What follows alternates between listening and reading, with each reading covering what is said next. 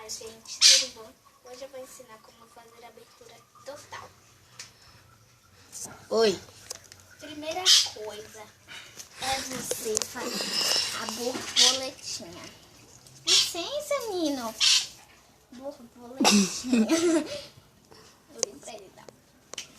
A borboletinha. Com a coluna reta. Segunda coisa, você vai colocar o negócio e lá na frente.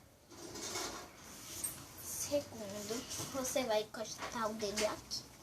Pra quem não tem muita flexibilidade, é melhor você ir assim, ó. Segunda coisa, você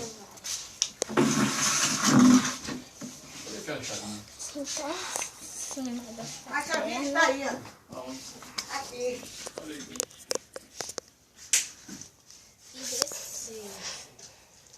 Tá vendo, pessoal? Se não tá No outro, você vai fazer a mesma coisa. Você jogou no chão, Agora, aquele dia que você ganhou, quinto passo, estava aqui. você vai